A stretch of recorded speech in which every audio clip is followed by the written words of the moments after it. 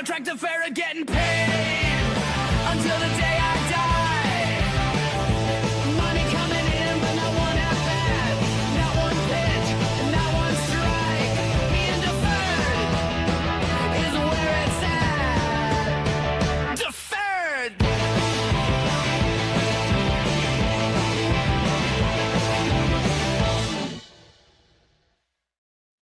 Good evening, everybody, and welcome to this week's edition of Podcast Name Deferred. I am your host, Seven. I have my crew in the back waiting. We've got a lot to talk about tonight, including Shohei Ohtani's fantastic start last night, the Alec Bohm lawsuit that we're getting some interesting info on. We are also going to be discussing really just what's been going on with the week in baseball. And, of course, we're going to spend some time talking about my mortal enemy, CB Bucknor. But first, let me introduce the rest of the P&D crew that will be with us tonight.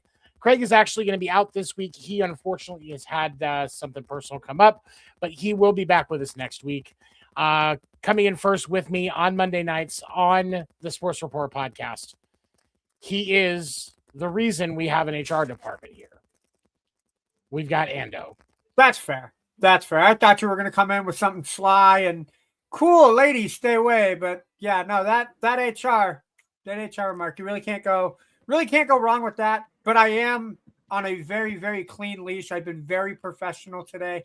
But it is only 9:00, so let's see what happens. It is only 9:00, and I don't have to tell women to stay away. There's enough flyers to take care of that for me. Coming up next, we have Wait a minute. our expert for women's baseball and softball, and she is here with us to make things just go off the rails like always. We've got Erica. I am What's up, here boss for lady? that. I am the shit show. Hello. Not No, much. you are the How are you? boss. How's your week been? Talking to me or Seven? Either one of you, whoever wanted to answer. The Mariners lost today, so I could be in a better mood. And it was who he lost to that I think that upsets me the most. I mean, the Dodgers. Talk about it. Who did you guys play today? The goddamn Yankees. Man. Look, I gotta say it was a much better outing than it was last night because we lost 5-0 last night and only had like 3 hits the entire game. At least this one we put up some runs and kept it competitive in the ninth. So, Well, and here's the thing. The difficult thing about that is it was Cam Schlitter that started today. yeah, and he's an ace. I don't care what anybody says. The kid's an ace. That kid is an ace on 20 starting rotations right now. Yep. And as much as it hurts for me to say something nice about the Yankees as a Red Sox fan, I don't have a choice in this case. The kid can throw. Yeah. Yeah. And has Cal started to work out of his slump at all, or is he still? So he got the game-winning hit on Monday's game. I think he went 1 for 2. I didn't catch any of the game yesterday because I had shit going on, and then I don't think he did real well tonight. So he's still slumping at this point. I think the thing that frustrates me about it most is, and he did go 1 for 4 today. He had 2 RBIs. So he definitely had 2 of the 3 runs that were scored were because of him. Yeah. So and the bottom of the 8th, because he singled to right that got Cazone and Young to score, moved Donovan to third. And had they gotten another hit, that game would have been a hell of a lot closer because it would have been 4-3 going into the top of the 9th. But Rice killed us today. He homered in the 9th to kind of seal the game away. And then he had a base hit with Bellinger. So, Check. God damn it. Dan the Dick Warner joining us, sir. Good evening. And so we were actually just talking about the Yankees-Mariners game. So hey, Dan, where are your eyes at, sir? I don't think you're making it any more obvious. Don't use. God damn it. Here, I'll pull him back for a second. He's getting some steps. But yeah, no, it's Cam Schlitter is an amazing pitcher. And I think a lot of teams are going to have to realize pretty quick that he's. Are you good, buddy? Nope. Okay. They're going to realize real quick that he's a fucking problem. Let's get into it. Let's talk about what we were gonna dive into tonight. And I want to start by talking about a person who I'm firmly convinced will be my mortal enemy since Angel Hernandez is no longer with us in baseball. He didn't die. He just was shitty at his job and finally retired. But we have got, all right. You good now, buddy? Dan? He is not good now. Okay. We have got CB Bucknor, who in the game between the Red Sox and the Reds, his first game behind the plate of the season, which, by the way, they said he had 78 challenges overturned already this season. The game against the Reds with the Reds and the Red Sox on, I believe it was Saturday, was the first game behind the plate for the season. So stop it. Don't get me wrong. I think that he is a gigantic pain in the ass, but let's not spread the fake news. In the game against Boston, John Boy Media, which, by the way, if you're a baseball fan, you should be following John Boy because his videos, his breakdowns are fantastic. If you're a sports fan in general, John Boy is a good follow because he talks about other stuff too. But obviously the big thing for them is baseball. But John Boy did a breakdown. There were 20 pitches in that game that could have been overturned. 20 pitches. And then there was the call, the strike three call where he called he said that it was Trevor Story was at the plate. He said it was a strike three and it was the pitch was out of the zone and Story didn't even swing. Like he had kind of started to check swing it, but he didn't go anywhere near far enough. And he didn't check. The umpire didn't check with the first base umpire, wouldn't appeal. Just said, no, strike three. Last night, Padres game, I believe it was, said a runner didn't touch the base, was out at first. They go back and they look for the replay because it was challenged. The guy had clearly touched first. CB Bucknor wasn't even looking at him when it happened. He was looking in a different direction. And then today, unfortunately, CB Bucknor has to leave the game early. He was behind the plate again today. Unfortunately, got hit with a foul tip ball in the face mask, and it rattled him. Hopefully he's okay. We don't wish ill on anybody. Don't wish anybody injured. But what the fuck is he doing? Like, I mean, somebody's got to take over for what Angel Hernandez was doing. So at least we found out who it is, right? But like, for one civilization to rise, another must crumble. I think that's where we're at with this. No, I mean, and I kind of struggle because I like that the ABS is in play. I really, really like that.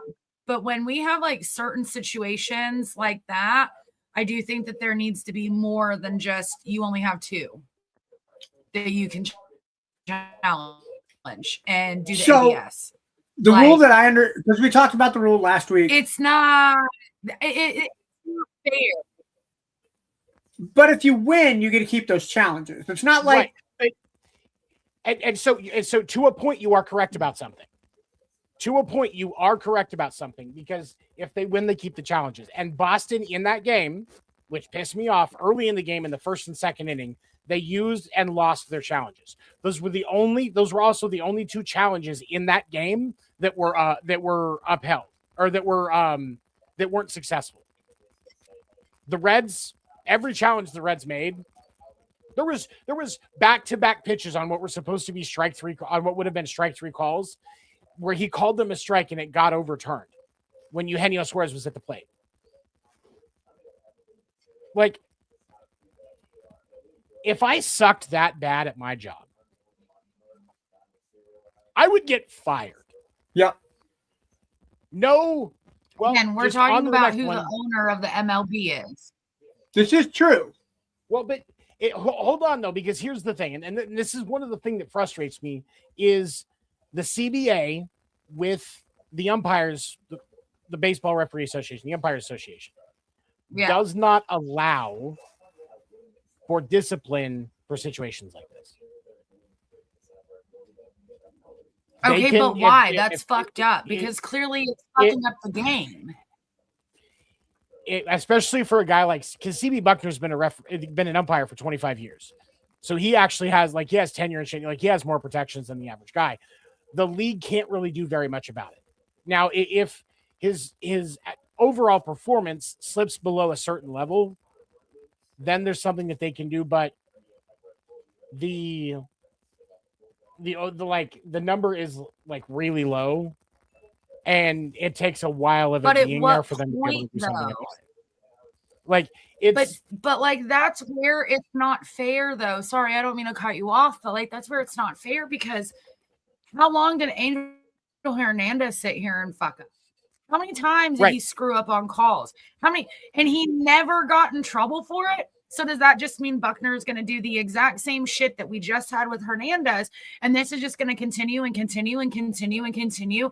And there's not going to be any consequences for what they're doing. And in that aspect to a degree, being someone that loves football, I love football too.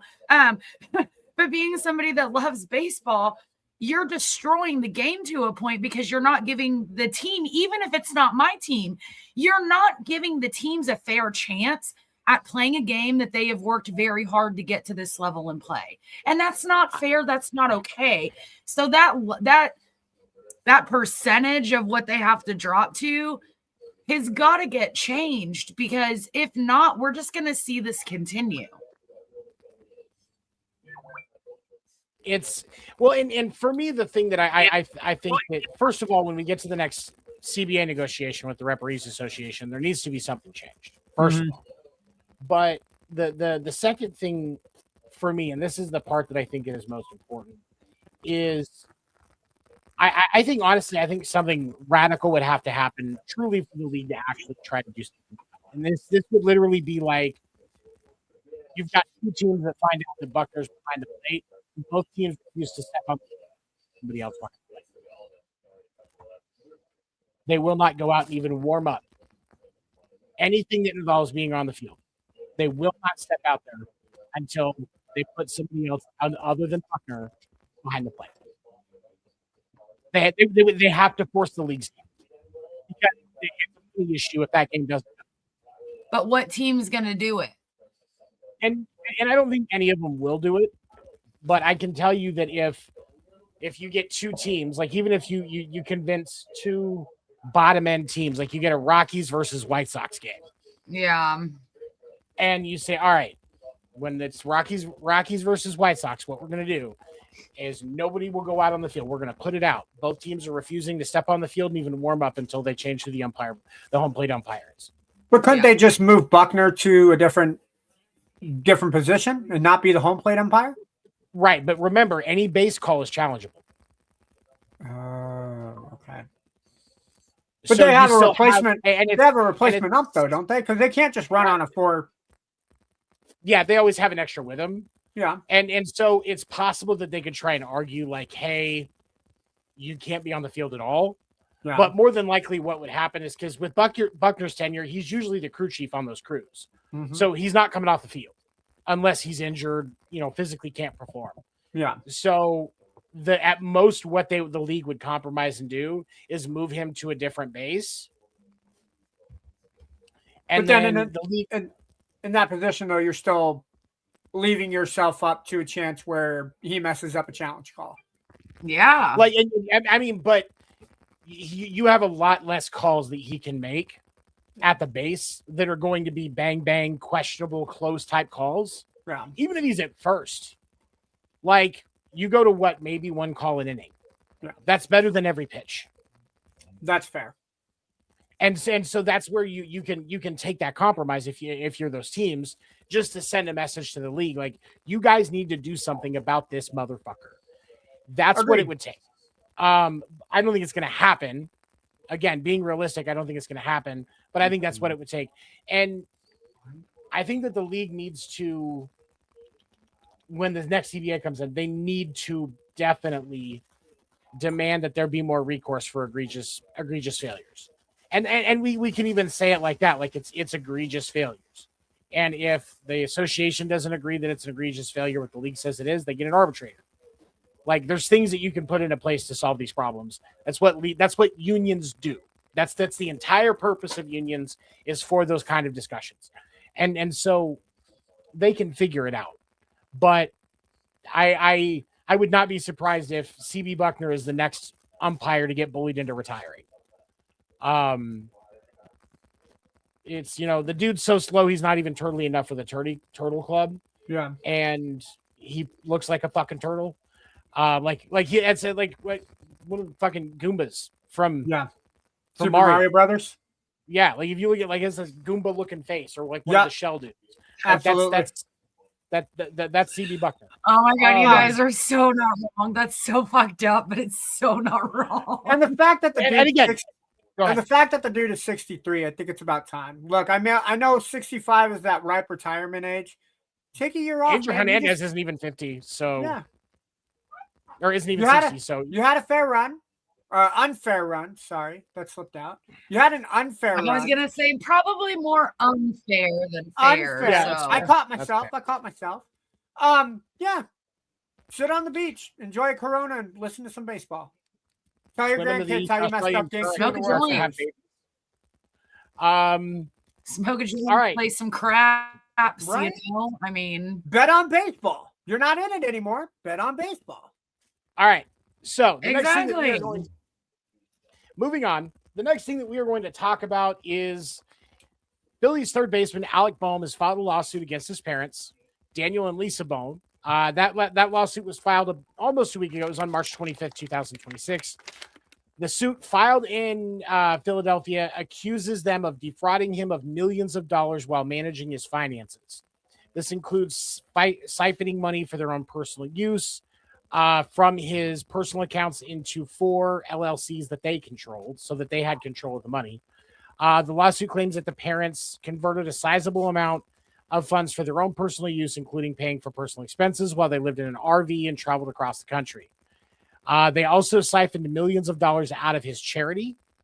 And in 2024, when Bohm sought to buy real estate in Texas, his parents allegedly set up 2 additional LLCs and told him he could not hold the property title in his own name. Bohm now believes they overstated property liabilities to misappropriate more funds. And this started because in 2026, when Bohm requested access to his account statements and electronic login information, instead of giving him the information, his parents got an attorney. And they subsequently indicated that they would begin billing Bohm for $50 per hour for their past financial management services, which they had previously stated were free of charge as his parents.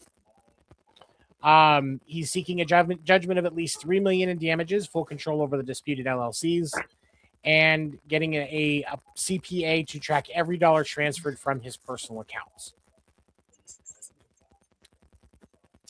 At the bare minimum, that's what he should do.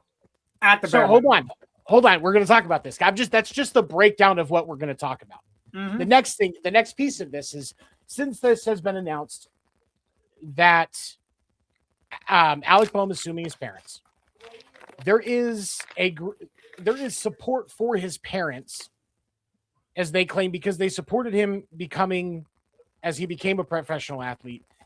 They are entitled to a financial windfall because of the fact that he is a major league player, that they are entitled to that money.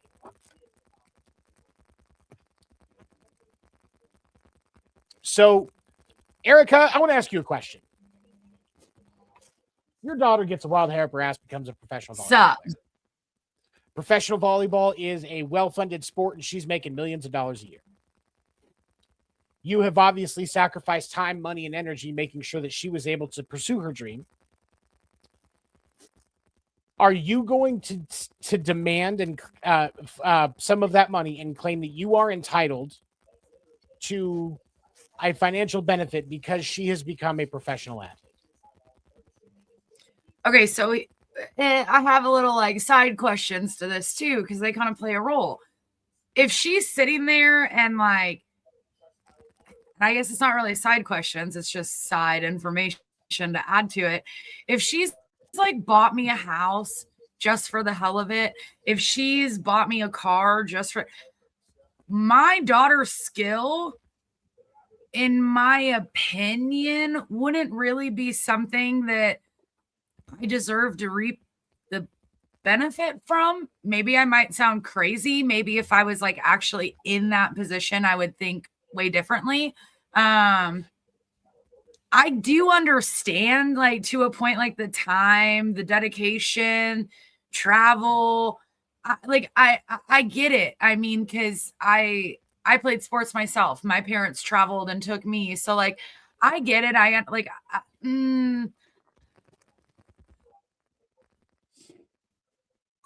don't know.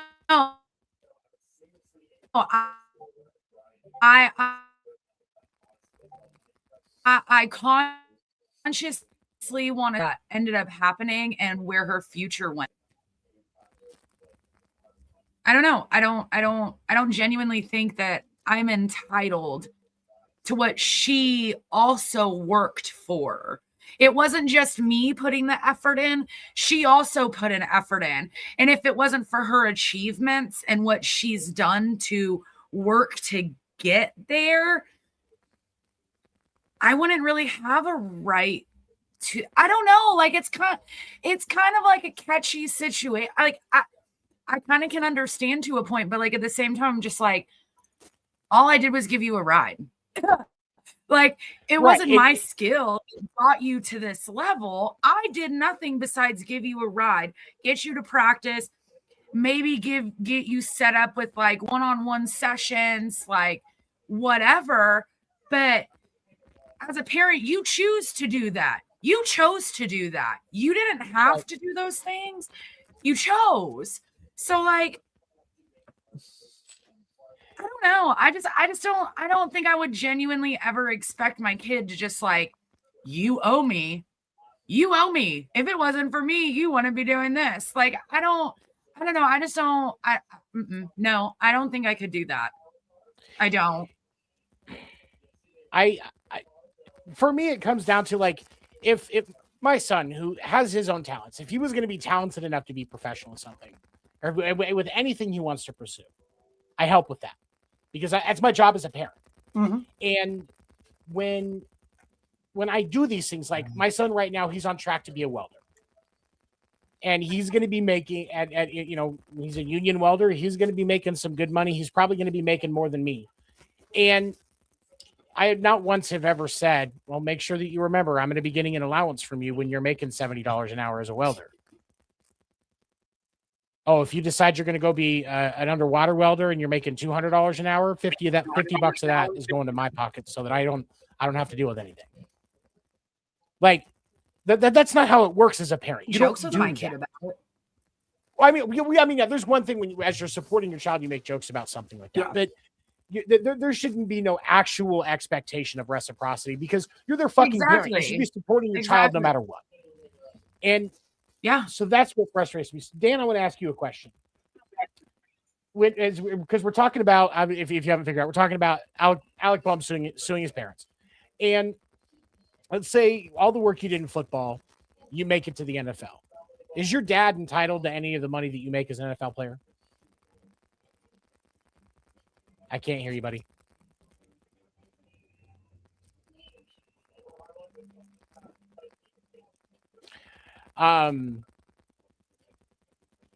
Typical Yankee running his mouth, but nobody can hear it because all it is wah wah wah wah wah wah wah wah. So, Ando, I'll ask you this: Do you? Hold on, Dan. Did you say something? I know. I heard that. Yeah, no, I can hear you. I can hear you. Go, Dan. All right, Dan. That's fucking weird. So, all right. Yay! If you made the NFL, would your dad be entitled to any of the money that you make as an NFL player? My dad would get some of the money, but he's not entitled. He's not entitled to the money by any stretch of the imagination. I wouldn't say. It makes me wonder what Alec Bohm's parents are like. Are they living above? Like, what are we doing? Like, what's their lifestyle like? Like, are they wanting to like uphold a lifestyle that they've now gone, has become normal to them because they've been doing that. They've had to have. Yeah. So like, I mean, how much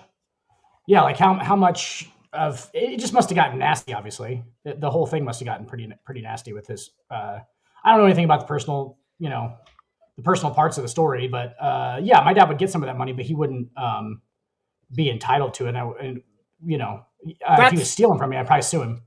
That's my key terminology to this is entitled. Nobody is entitled to anything, right? Yet alone the money that I'm making. Right. Now, if I ever went professional on anything, like professional streamer, and I'm making $50,000 a month, hey, Mom, Dad, how are you guys doing this month? Do you guys need anything extra? Right? Yeah, Hey, Rob. really Hey, sis.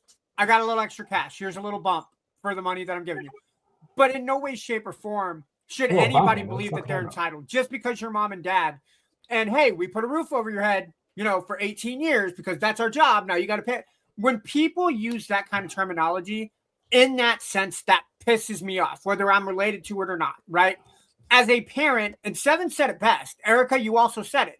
It's your job to take care of it. Like that is you. Parental advisory is in effect. You guys boned, had sex, and fucked.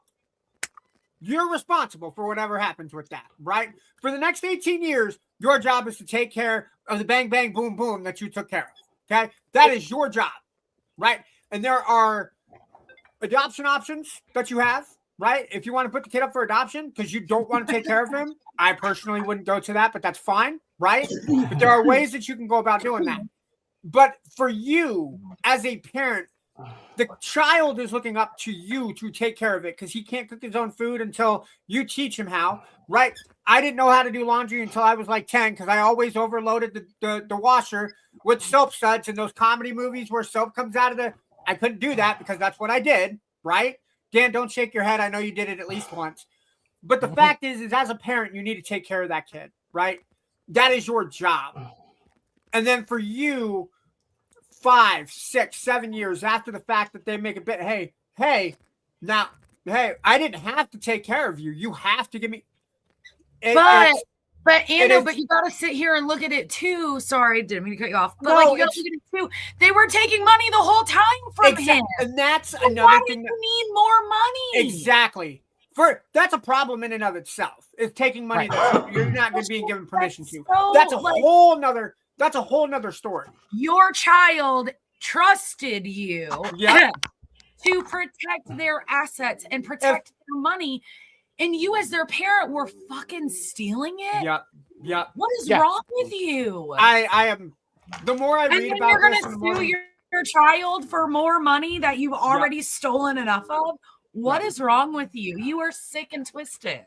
Yep. The more I read about this, the more I'm on Alec's side. Just the thing for me that frustrates me is like as a parent, I can't begin to fathom wanting to put something like money in between my relationship with my child.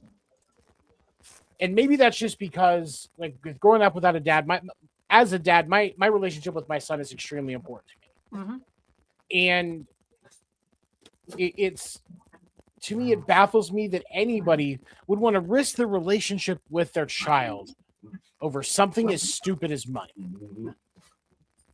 And to be stealing to that level, like that's, I mean, millions of dollars, siphoning money away and making claims of different things that were false. That's a fucking felony. You're muted, buddy. Hope they liquefied their assets. They better have, because that's insane. Like, I mean, I don't I'm still genuinely trying to like wrap my head around it because, Seven, as you asked, like, how would I feel? Like, and I have sat back and like thought, because I mean, I personally played volleyball. I was really good at volleyball. Like, if I wouldn't have started smoking marijuana, I probably would have gone and played at college and been really good for a while. Like, at that time, there was nothing on a professional league, though. So, we smoked weed after the fact, Eric. Yeah, let's don't blame it on weed. No, actually. Okay. You're a Yankees fan. I'm gonna blame the weed for you not making it, right? Had you have been responsible and not smoked the weed until after you became a professional, you'd have more weed to smoke. Yes, and you exactly. could have bought much better weed. You could have bought much better weed. based on on what marijuana. professional volleyball players get paid, she probably would actually have less weed if she had done that. So it's No, it's- but You'd like, have been touring in the Bahamas and shit, just doing stupid shit. yeah, Yeah, like there's no professional volleyball. I don't know if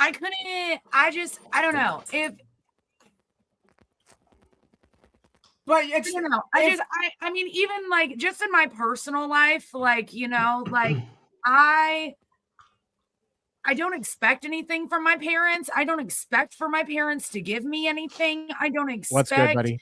What's good, Hi, Jory? Jory. Oh, hey, Jory. Hey, Jory, how are you? I don't know. It's like the whole situation is just like, it's just really crazy to me. I don't feel as if the parent should just automatically assume they're entitled to some money. They're entitled to this. They're entitled to that. I understand that, like, I don't know. I mean, as a I know when I put my own kid into sport, it's your job as the parent to get him here. It's your job. Okay, understood.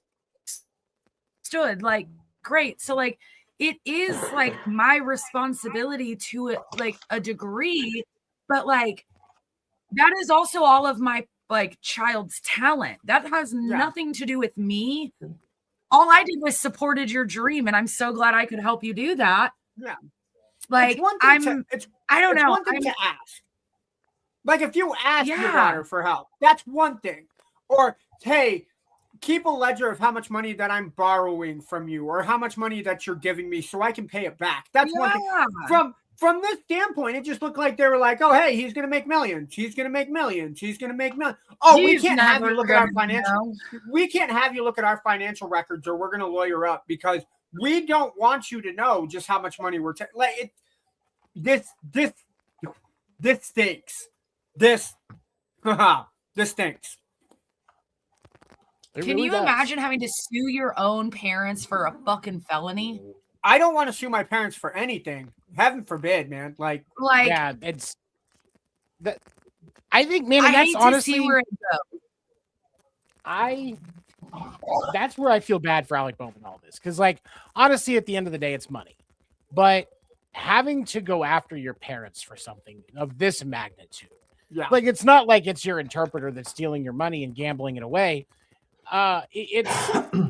This is somebody that's close to you that has now taken advantage of you in a very deeply personal way, and that's the frustrating part. Jory said it best. Braves. Yeah, he's taking the first elevator to hell. And no, you are 100% correct. The Braves look good. I was talking about that on a show I was on earlier. The Braves on a good track this year so far. At least. About time too, for sure. Absolutely. They don't get hit by the injury bug. I just go spend like 46 minutes in Oklahoma City and you'll disagree. Or spend an hour in Sioux City. Bro, what the fuck? Oklahoma City at least has a professional team. Sioux City does not. We have a couple minor league teams. Actually, I went to put respect on it. It's the home of the 2025 national champions. Fuck off. You mean NBA champions? Whatever, shut up. I don't give a fuck. It's the same thing. Norman ain't won a national championship in something other other than softball. I didn't watch basketball. I don't care. They throw it into a hoop. But you know what?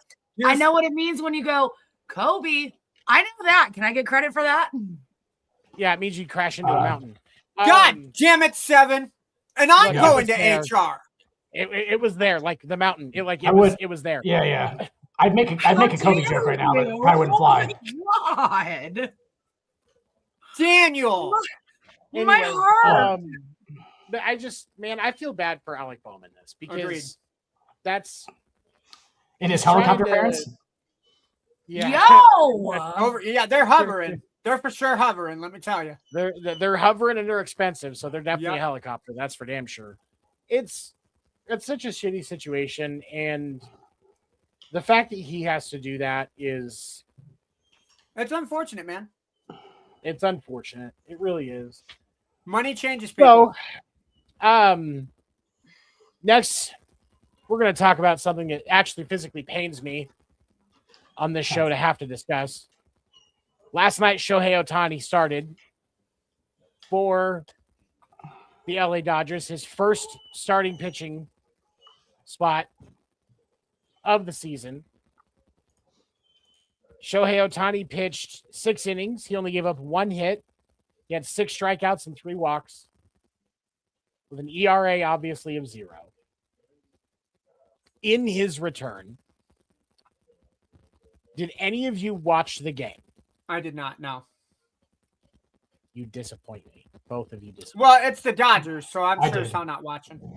Unless it's the only game available, and then I'll watch it. Kind of like I am tonight.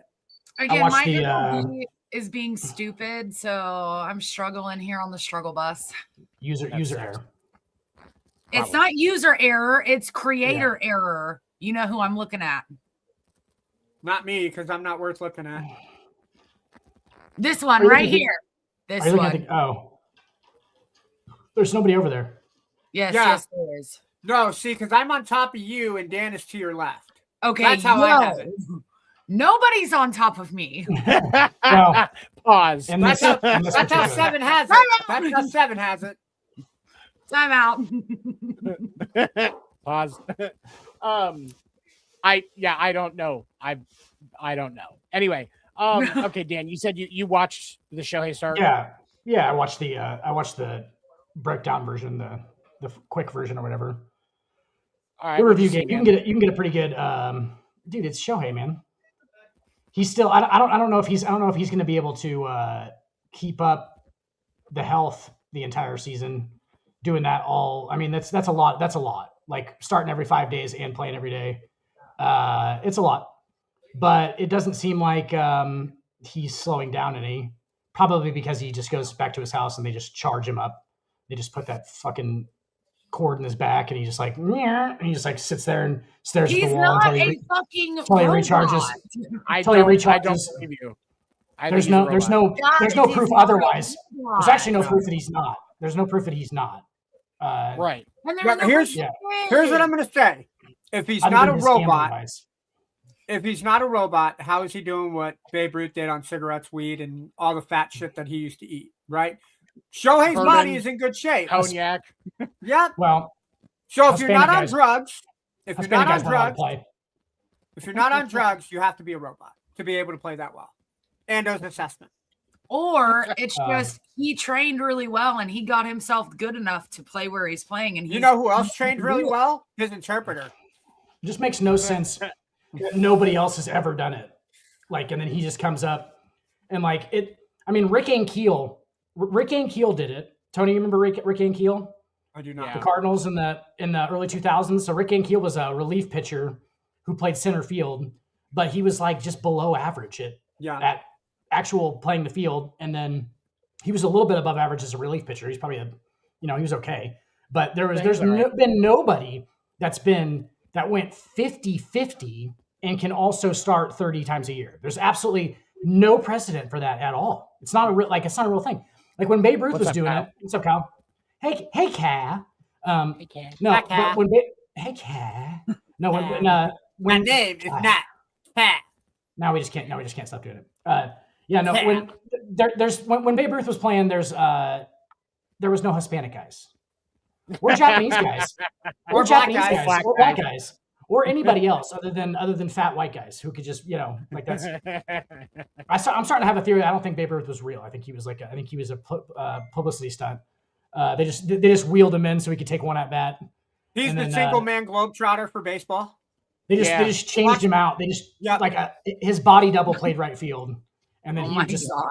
like be in the back, and he was just like a super strong man. They just put Yeah. magnets in his bat or whatever. Yeah. No, he's Babe Ruth wasn't real, but no, he wasn't. Anyway, there's been nobody who's done it to this level. Obviously, even Babe Ruth at this point wasn't. I don't know if he was that dominant. To tell you the truth, like on the mound, I don't think he was that dominant. But like, yeah, no, he looks good, man. He's got a splitter now. Fucking dude's got like 7 pitches. All right, and he speaks in Japanese, so nobody knows what the fuck's going on. Like he's got a splinker and all that stuff. I think now you're just making up names of pitches, Dan. No, it's a split. Or are it's a these, split, like, have you it's- actually it's- seen it? You've it's seen a his split itinerary sinker. pitches. Okay. Yeah, it's a split sinker. It's a splinker. Oh, Slinker. okay. Yeah. Here No, I I am don't think thinking you were I don't think making Shohei shit has up. one. Shohei doesn't have one of those, but like Paul Skeens has a splinker, which is one of the nastiest pitches I've ever seen in my life. Yeah. But, Says the Mets, who got 5 runs off of him. yeah, that was. Did you watch that game, Ando? I did. 'Cause I that caught was I all- caught the 35 pitches. Last week on this show, I believe, I said that Paul Skeens didn't benefit from the fact that Oneil Cruz was a shortstop. And then Oneil Cruz switched to center field, and Oneil Cruz was the one reason why Paul Skeens gave up 5 runs in that game. There's no like Oneil Cruz fucked 2 of those outs immediately. Like I said it last week, like Oneil Cruz is a terrible defender. Like he just he just is. Like he's just a terrible defender. Like I don't know where he's supposed to play at, but like he's a freak athlete. The guy's I love Oneil Cruz as a player, but like yeah. He's also Yeah. prone to mistakes, and you're 100% correct on that assessment of what happened in that game with Paul Skeens' start.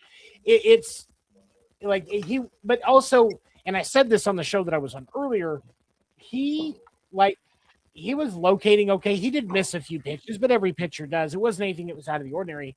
The Mets were just seeing the ball really, really well in that game, and for me, it was shocking. Because I did not expect the Mets to start as strong as they have, and they do look really good right now. But Paul Skeens it was really just a bad outing. And we were talking about this earlier on the show that I was on. And if you look around the league, pretty much everybody that was in the World Baseball Classic looks like shit right now. Yep. Even Aaron Judge, especially Aaron Judge and Cal Raleigh, but especially Aaron Judge. Cal Raleigh, like Garrett Crochet really hasn't looked bad, but he got cut up today. When his opening day start, he looked really good, but he got cut up today. Tony, all the bats are messed up. Do we actually know what Cal Raleigh looked like in the World Baseball Classic? Because I could have swore that he bounced out in the last game, and yeah, he kind of quit. He kind of quit on his country. All right, Dan. He got benched the last 2 games. He got benched I the last 2 games. Yeah, in baseball they call that getting benched, and in the Army they call it desertion. But yeah, that's the same thing. No. Desertion would have been if he left the team because he was still there in support of Team USA. Yeah. He just decided not to play. We'll go captain's mask. Let's say captain's mask. But he didn't look good throughout the entire World Baseball Classic. Like I honestly wonder if something's not wrong with Cal Raleigh. But all of those players are having issues. It's and the way that I saw it, and I want to get your guys' take on this, is because you can see a lot of veteran guys. They'll look like shit for about a month after the season starts. They may start okay and then they'll slump down for like a month or something like that, and then they'll kind of get right back into it. Like a lot of guys don't have a very good month in May. Yeah. But then by the end of May, they're back into it. They're in the rhythm. They're getting a hit, a couple of hits a game, and everything kind of starts to work itself back out. I think these guys have just started their slump early because they just spent a month playing meaningful baseball already. And so now they're getting into that slump. And so mid-April, we're going to start to see those guys bust open and start to make some moves. Yeah. May I remind you just from a historical standpoint, a year and 8 months ago, be 2 years ago, Aaron Judge started the year hitting 141 in the first month and ended up with 63 home runs. So just your daily reminder that doesn't matter how Aaron Judge starts. We'll be okay.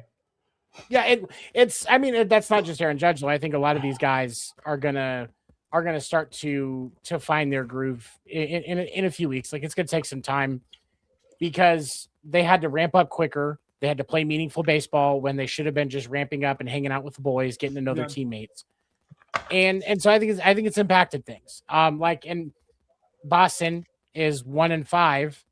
Boston also had 8 players in the World Baseball Classic. Well, and here's my thought process as well.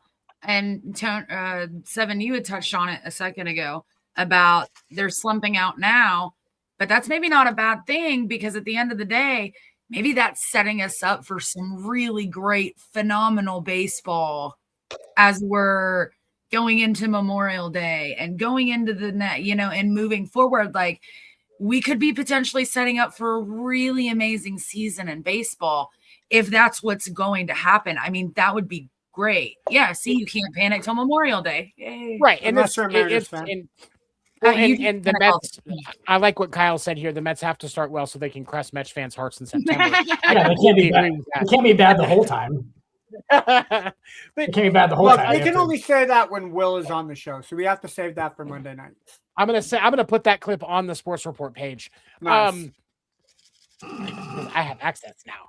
No, Yay! Finally, huh? the thing. Well, no, Gotta for the host your- TikTok. I've had the Facebook. I just haven't had the TikTok. You got to he host your own handled show around here to get access, huh? it. Right. See what's up. That's pretty much what it is. Goddamn corporate. Wait till But the end of the show, my- sir. My only question. No, I'm going to start now.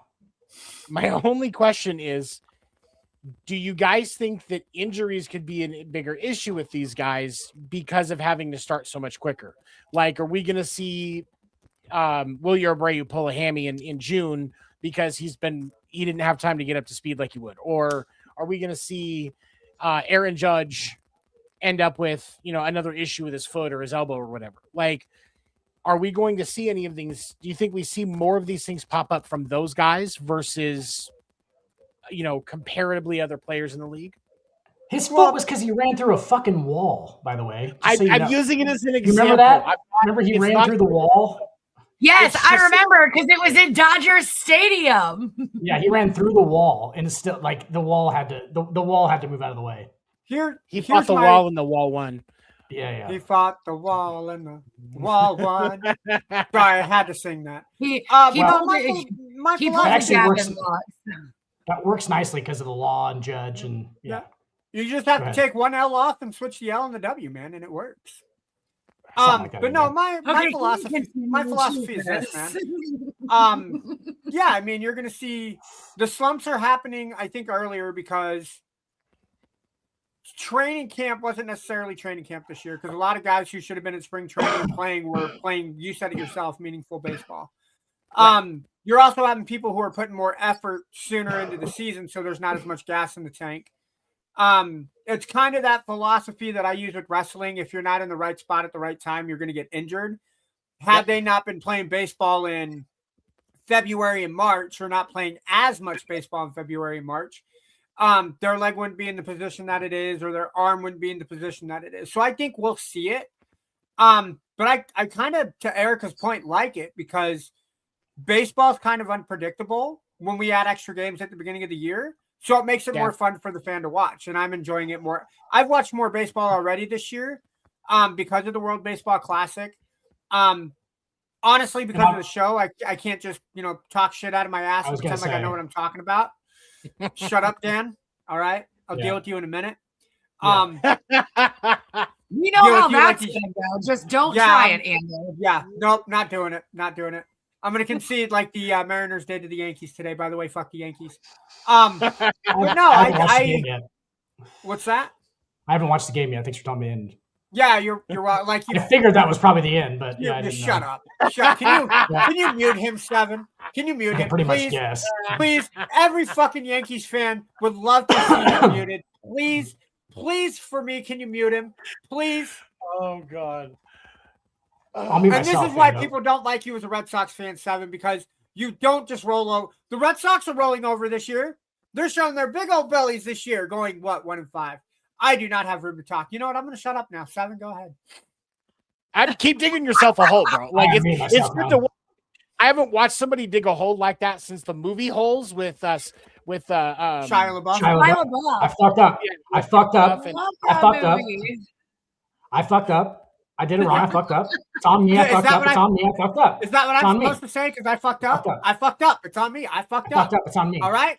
Dan It's on told me, me I that I fucked up. fucked up, so I fucked up. So I gotta fix definitely have myself to mercy accept and this admit episode. that I fucked This up. is- So Oh, I don't think Jesus. parental I don't advisory is think- in effect, people. it is. Hey, It was. in case no one caught it, Ando fucked up. Hey, there we go. Can we change that to next week's show podcast Name Deferred Ando Fucked Up? Because in some way, shape, or form, I probably did. Hey, Oh, God. listen. I just don't know if you there's were- anything there for At me. least you were in No the answers. intro. I was still deferred until next fucking season. Yeah, if but you you like. were expecting that because Seven told you you're probably deferred until next year. So I just I haven't will gotten say time to this. put it in yet. I will say I've got this, the I stuff, did. I just haven't done it. Or It's okay. I'm deferred.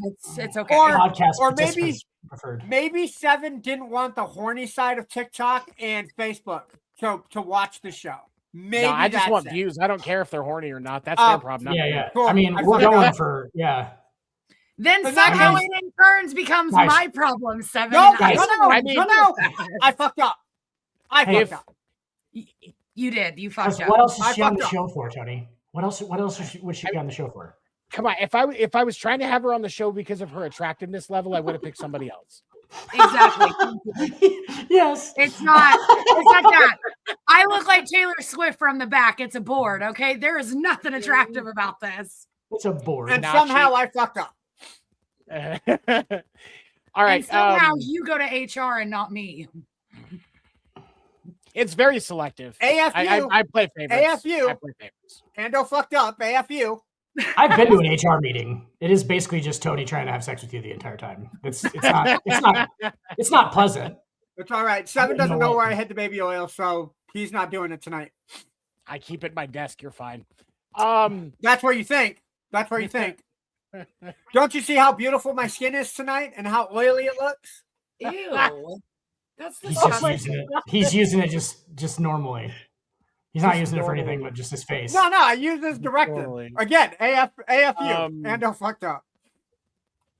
Hey, Seven, A let's talk big- about that. Let's talk about that Marlins hitter or that Marlins pitcher.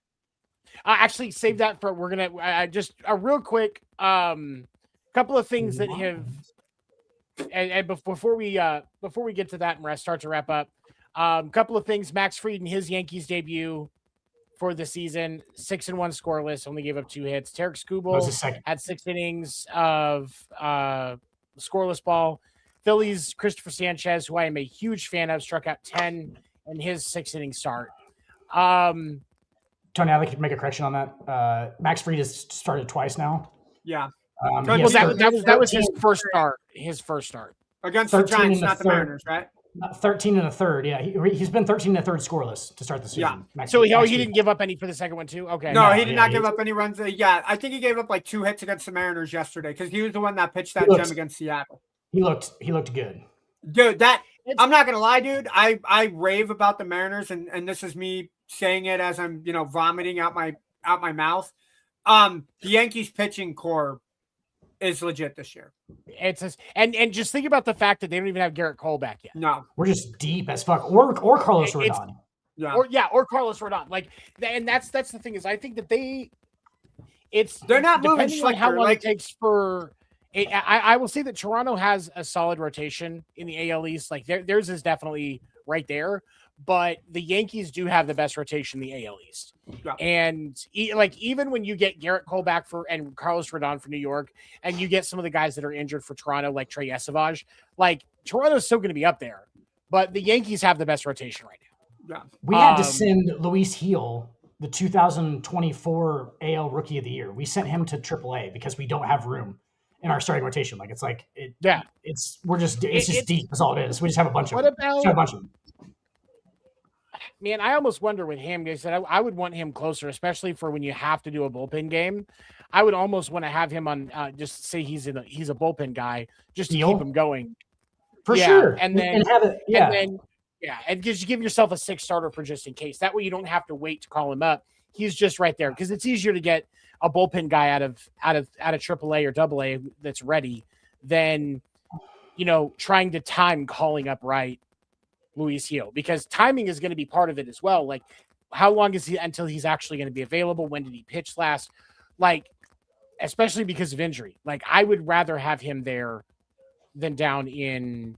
So they know what's going on. Like they know what's going on with this pitch count and stuff. Somebody gets bounced but like none of these guys are getting bounced. I mean, but it's inevitable to happen. Obviously, somebody's getting But, bounced in the like, first inning, right? So like then you could just put Heel in and it's basically like a start for him. I'm more worried about injury than anything else. Because like with Yankees rotation, I don't really think like you have to plan. Like you could, it wouldn't be bad. Max Fried or Cole or somebody is getting touched up in the first inning. Like it happens occasionally.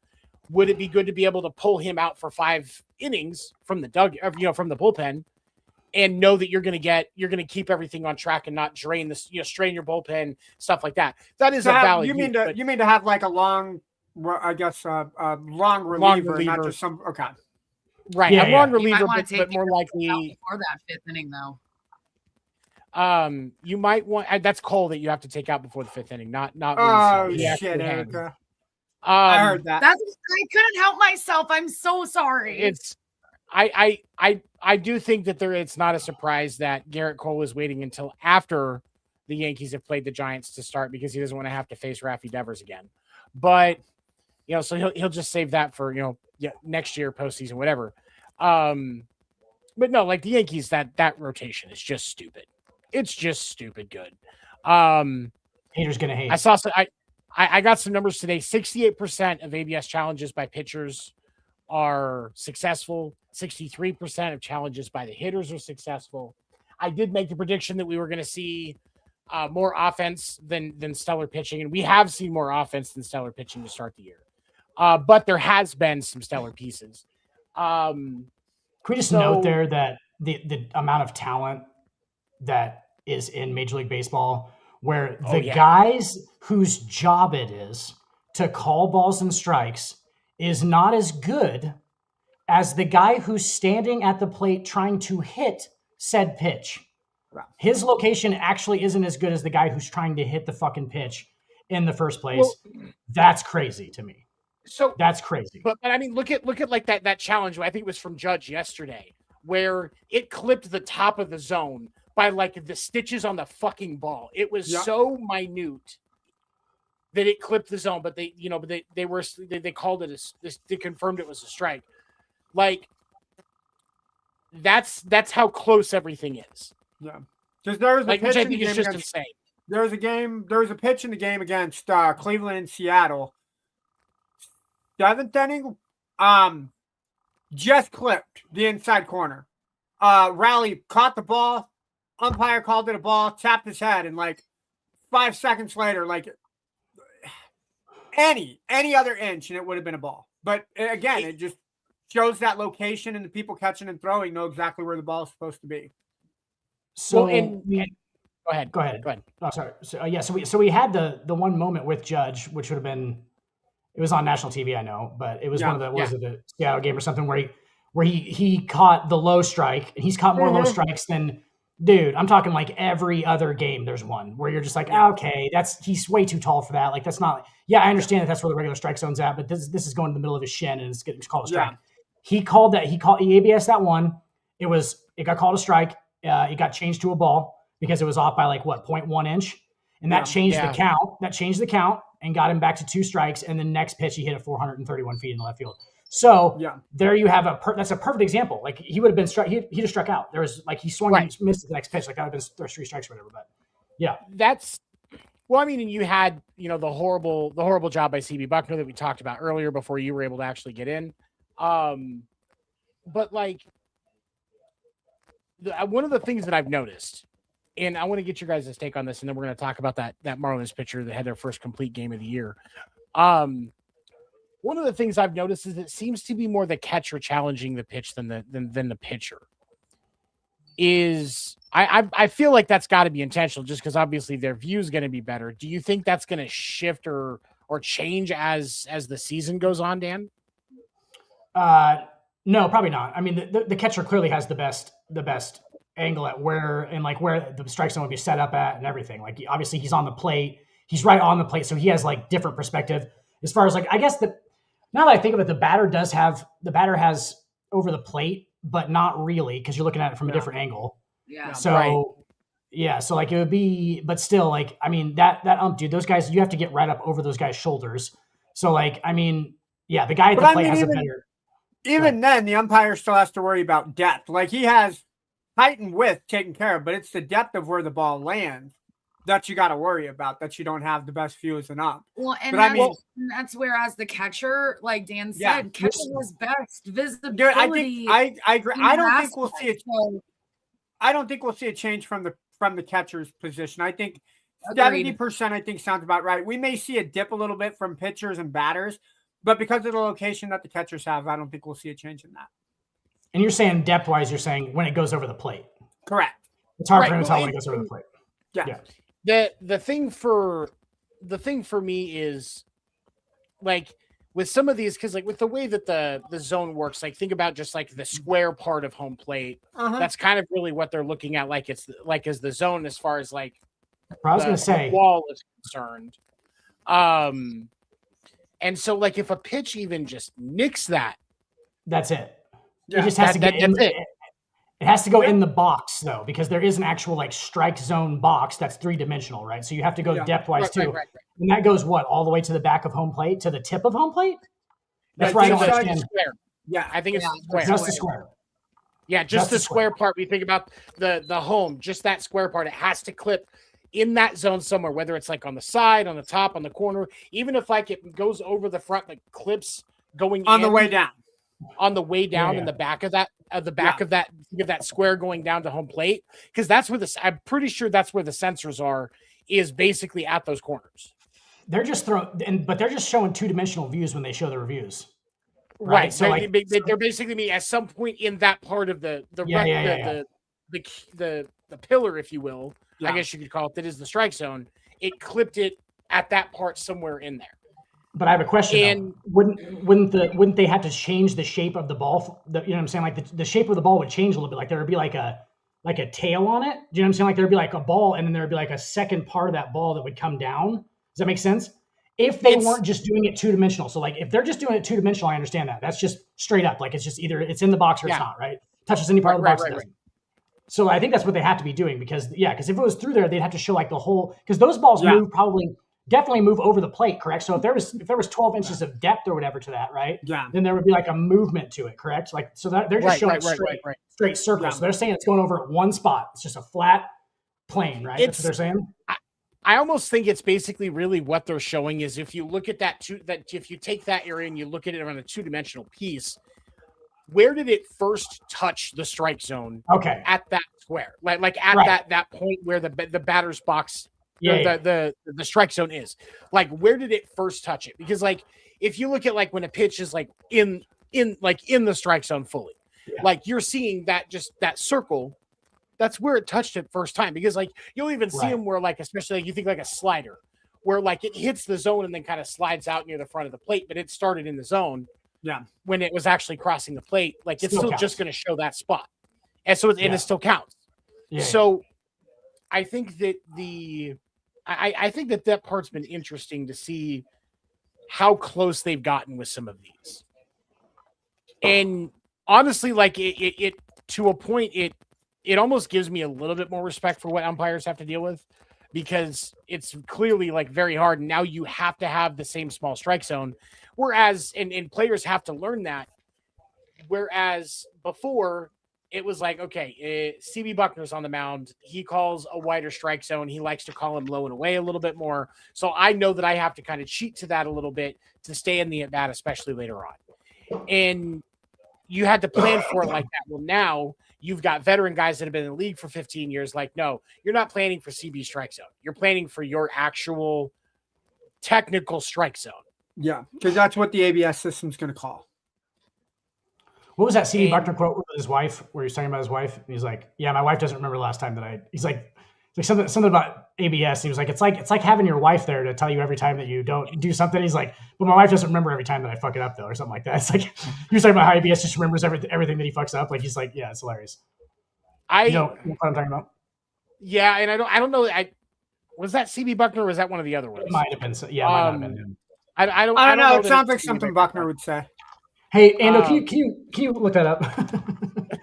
Yeah. Ando, can you look that up for me? All right. Thanks, Ando. Bucknor, Jamie Ando.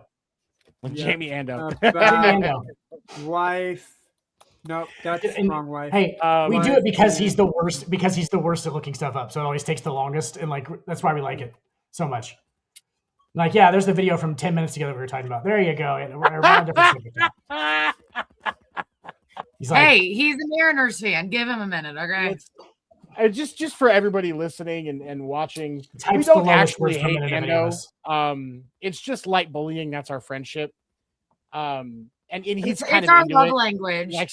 He likes to be humiliated a little bit every once in a while. Yeah. So Just don't spit in my we're face just- and call me a bitch. Yeah. No, you have to pay us extra for that. That's No, why you you go to no, HR no, every day, no, so he does call you a bitch. You guys better not call me a bitch or spit in my face. Like, Just- I don't hey, accept either of those. Zip up your leather suit and get back in your chest now, Ando. Yes, sir. Thank you. Good God. Somebody needs to take control here. I am He's just not like, seeing. zzz, I am not seeing anything online. It's a Gimp mask. Yeah, I don't think it was. Yeah, I It's don't the, know if it's it the was pointy Bucknor that nose said Gimp it. mask, Tony. It's the pointy nose Gimp mask. Yeah, of course. Long- No, it's the pyramid head. Come on, With like get it right. spikes on it. It's got spikes on it for some reason. Yep. He's wearing knee-high zip-up boots. We're just like, I don't know where you got those at. Must have found them in the trunk. Look, you guys can't see below my waist. You don't know if I'm wearing Yeah. pants or not. Oh, I dog. mean, is anybody? No.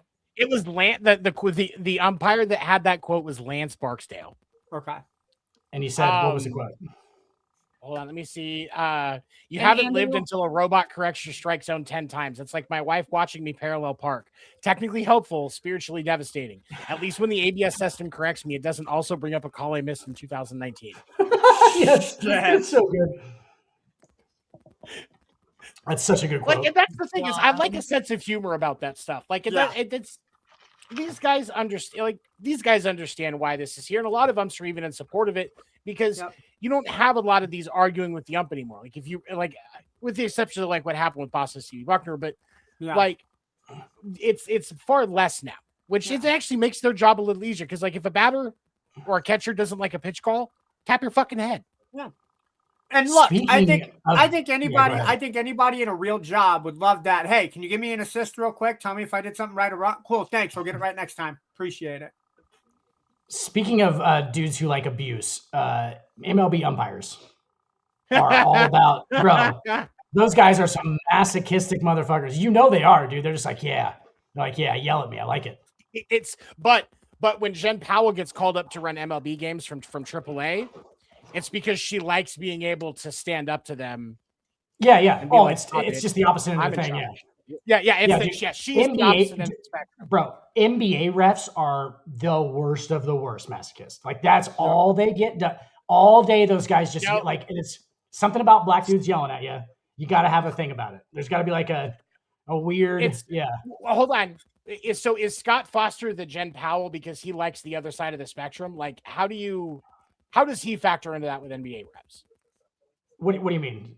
Does he Scott does he like Foster? dudes or Because what? well, no, because like he's kind of a pain in the ass as a referee. He definitely singles guys out. You know, he's probably part of the reason why Chris Paul doesn't have an NBA title.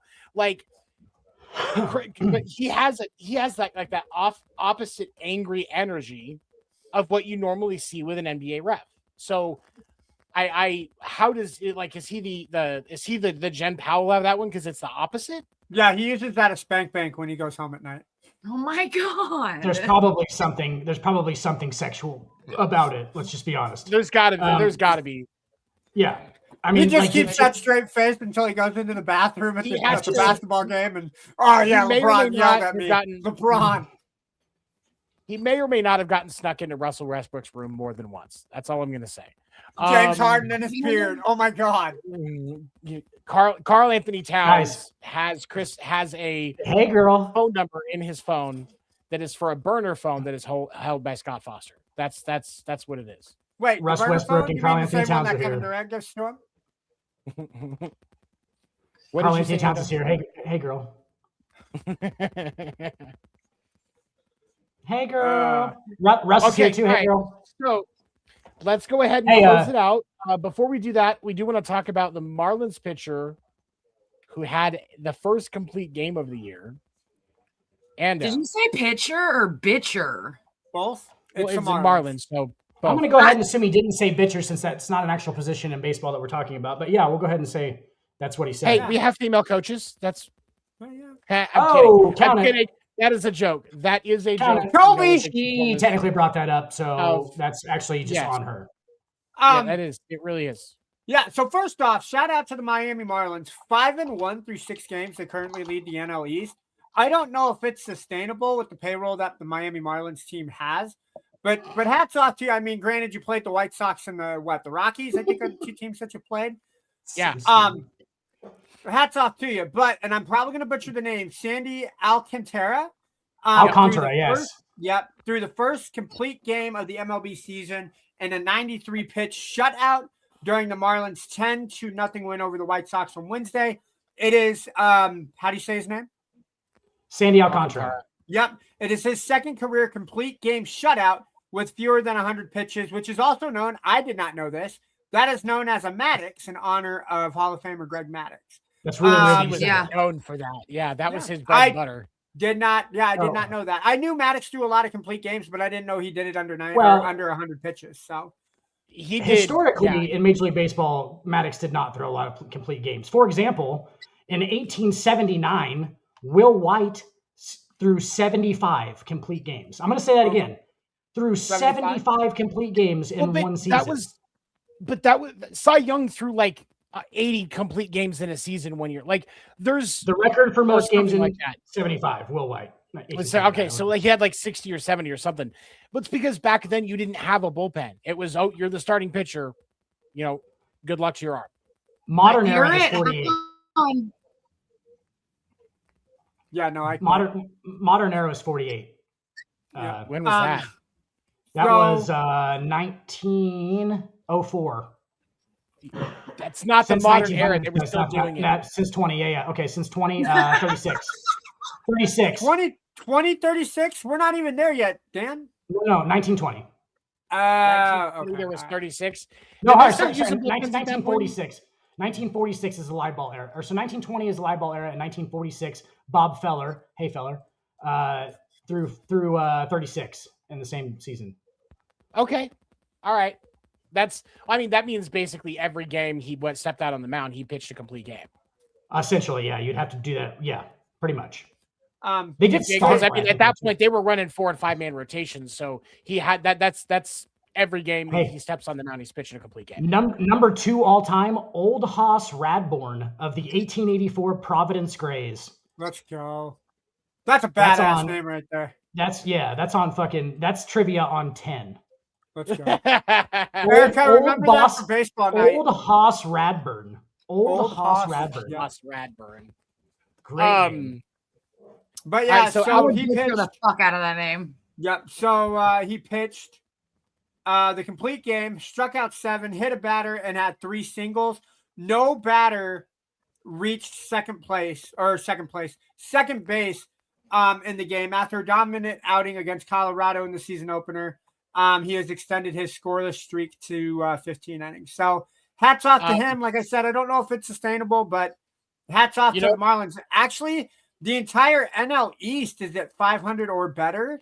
For the first time ever, the NL East, all of them won their opening day game. Yeah. The entire division started 1-0. Nice. Mariners can't say that because they lost. Sandy Alcantara. Sorry. Sandy Alcantara is like the version of like Brad Penny would be the closest Dodgers comparison I could make from like the early 2000s. Brad Penny, big Haas righty. For the Mariners, it'd be probably King Felix, but that's not Felix was way more talented though. But the workhorse right-hander thing makes sense in that comparison. Maybe Freddie Garcia. Would that be a close? That's better. I think that's better. Yeah, that's better. Ours would be like the Yankees would be like a CC Sabathia type. Yeah. But righty, obviously. Yeah. They just use their weight. Sandy Alcantara's like 6'5", 250. He's a big fucking dude. He's taking that thing. Looks like a golf ball in his hand.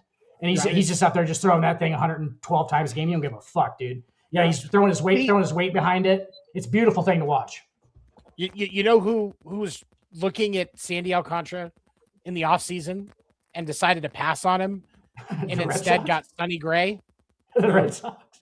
The fucking Red Sox. The fucking Red Sox, who have one goddamn starting pitcher right now that doesn't suck. Hey, how do you feel about Chris Sales? Chris Sales is doing pretty good in Atlanta too, bud. He can go fuck a cactus. Don't even get me started on that motherfucker. Bones made of glass for 3 years in Boston. sucking the goddamn payroll dry, gets traded to fucking Atlanta, and all of a sudden he can get hit by balls, he can stay on the fucking mound, he can throw 90 pitches a game. Way to go, Ando. Yourself, Chris Sale. Yo, I think this is the perfect times for Seven Severance. I think that should be Seven's little. Sevens. Yeah, I think that should be his little when he goes on a rant. I'm good. I feel better. Okay. I feel I'm nice. glad I could help. See, Ando fucked up again. Thank you. A little So therapeutic, proud of you, I'm not gonna- Ando. I do what I can to help the team. All right. Okay. So thank you for those of you that have been watching with us. We do appreciate you. We will be back next week. If you want to listen to the episode, it will be on Spotify. Usually takes me till in the morning to get it because for some reason it takes forever to download that after we get done. But I will get it up by the morning, and then you'll catch at least Dan and Ando and I on the Sports Report on Monday night, 10 p.m. Eastern on the Wide Wire Sports Network. We do want to say thank you to the Wide Wire Sports Network for allowing us to be a part of you guys. We appreciate you. Make sure you like, comment, subscribe. Wide Wire Sports has a lot of great First shows of all, every morning and evening, hosted by nobody individuals. allows us to do anything. They allow us, Dan. We don't march in this corporate fucking bullshit. All right.